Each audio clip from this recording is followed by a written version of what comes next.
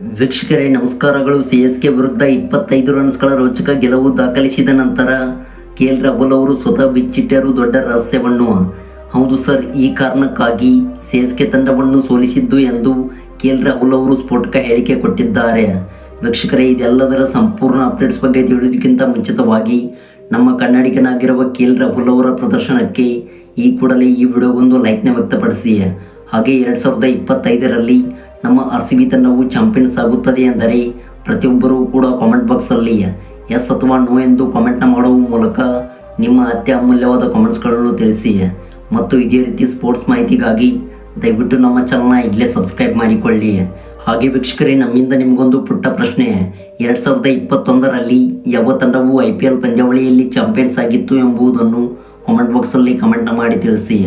ಹೌದು, ನೀವು ಮಾಡುವ ಪ್ರತಿಯೊಂದು ಕಾಮೆಂಟ್ಸ್ಗಳು ಕೂಡ ಮಹತ್ವದ ಕಾಮೆಂಟ್ಸ್ಗಳಾಗಿರುತ್ತವೆ. ವೀಕ್ಷಕರೇ, ಇಂದು 2025ರ IPL ಆವೃತ್ತಿಯ 17ನೇ ಪಂದ್ಯದಲ್ಲಿ DC ಹಾಗೂ CSK ತಂಡವು ಎದುರಾಗಿದ್ದವು. ಇನ್ನು ವೀಕ್ಷಕರೇ, ಈ ಒಂದು ಪಂದ್ಯದಲ್ಲಿ ಡೆಲ್ಲಿ ತಂಡವು CSK ವಿರುದ್ಧ 25 ರನ್ಸ್ಗಳ ರೋಚಕ ಗೆಲುವು ದಾಖಲಿಸಿದೆ.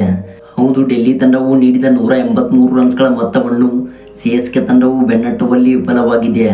ಇನ್ನು ವೀಕ್ಷಕರೇ, DC ತಂಡದ ಪರವಾಗಿ ಸ್ಫೋಟಕವಾದ ಇನ್ನಿಂಗ್ಸ್ ಆಡಿದ ಕೆ.ಎಲ್. ರಾಹುಲ್ ಅವರು ಕೇವಲ ಎದುರಿಸಿದ 51 ಎಸೆತಗಳಲ್ಲಿ 6 ಬೌಂಡ್ರಿ ಹಾಗೂ 3 ಸಿಕ್ಸರ್ ಸಮೇತ 77 ರನ್ ಬಾರಿಸಿ ಮಿಂಚಿದರು.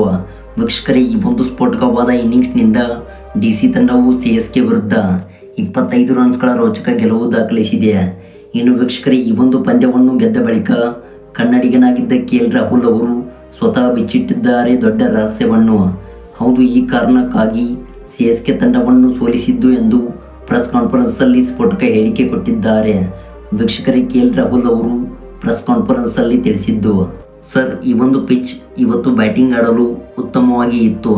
ಹೌದು, ನಾವು ಮೊದಲು ಬ್ಯಾಟಿಂಗ್ ಆಯ್ದುಕೊಳ್ಳಬೇಕೆಂದು ಮೊದಲೇ ನಿರ್ಧರಿಸಿದ್ದೆವು ಮತ್ತು ಅದರಂತೆ ಟಾಸ್ ಗೆದ್ದು ಅಕ್ಷರ್ ಪಟೇಲ್ ಅವರು ಬ್ಯಾಟಿಂಗ್ ಆಯ್ದುಕೊಂಡರು. ಇನ್ನು ಮೊದಲ ವಿಕೆಟ್ ಬಿದ್ದಾಗ ನಮ್ಮ ತಂಡವು ಸಂಕಷ್ಟದಲ್ಲಿತ್ತು. ಆದರೆ ಅಲ್ಲಿಂದ ಉತ್ತಮವಾಗಿ ಅಭಿಷೇಕ್ ಪುರೇಲ್ ಅವರು ಕೂಡ ನನಗೆ ಸಾಥ್ ನೀಡಿದರು. ಹೌದು, ಈ ಒಂದು ತಂಡವನ್ನು ಸೋಲಿಸಲು ಕಾರಣ ಪ್ರಮುಖವಾಗಿ ನಮ್ಮ ತಂಡದ ಬ್ಯಾಟಿಂಗ್ ಆರ್ಡರ್.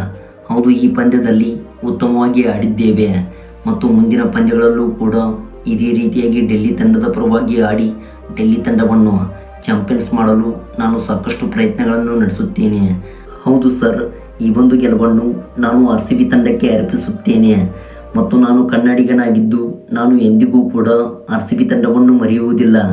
ಹೌದು, ಮುಂದಿನ ದಿನಮಾನಗಳಲ್ಲಿ RCB ತಂಡಕ್ಕೆ ನಾನು ಆಡಬಲ್ಲೆ. ವೀಕ್ಷಕರೇ, ನೋಡಿದಿರಲ್ಲ, ಕನ್ನಡಿಗನಾಗಿದ್ದ ಕೆ.ಎಲ್. ರಾಹುಲ್ ಅವರು RCB ಹಾಗೂ ಇವತ್ತಿನ ಪಂದ್ಯದ ಬಗ್ಗೆ ಹೇಳಿದ್ದು. ಇದರ ಬಗ್ಗೆ ನಿಮ್ಮ ಅನಿಸಿಕೆಗಳನ್ನು ದಯವಿಟ್ಟು ಕಾಮೆಂಟ್ ಬಾಕ್ಸಲ್ಲಿ ಕಮೆಂಟ್ನ ಮಾಡಿ ತಿಳಿಸಿ. ಮತ್ತು ನಾವು ನೀಡಿದ ಸಂಪೂರ್ಣ ಮಾಹಿತಿ ನಿಮಗೆ ಇಷ್ಟವಾಗಿದ್ದಲ್ಲಿ ಈ ಕೂಡಲೇ ಈ ವಿಡಿಯೋಗೊಂದು ಲೈಕ್ನ ವ್ಯಕ್ತಪಡಿಸಿ. Thanks for watching.